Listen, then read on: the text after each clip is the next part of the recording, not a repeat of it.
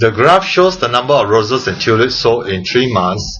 Alright, if each rose was sold for 150 and each tulips for 250, what was the total sale of the flowers for the 3 months? Alright, on the vertical axis is showing us the number of flowers sold. Alright, okay, both for the roses and the tulips. And then for the horizontal axis, the 3 months mentions January, February, March. The legend tells us that green bar represent roses and then the purple represent the tulips.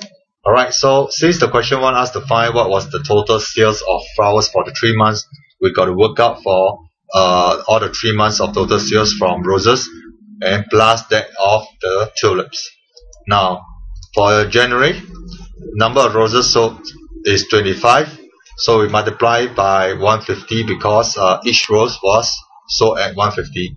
That works out to be 37.50. Alright, and then in January for tulips, 35 of them also. 35 multiplied by 250 for each tulip, that works out to be 87.50. Alright, in February, roses 40 multiplied by 150, that gives us $60. Whereas for tulips 30, so we multiply by 250, that gives us $75. And for March, alright, roses 15 of them multiply 150, and then that's when we get 22.5, 22.50. And then for March, last category, tulips, we have 45 of them, so multiply by 250.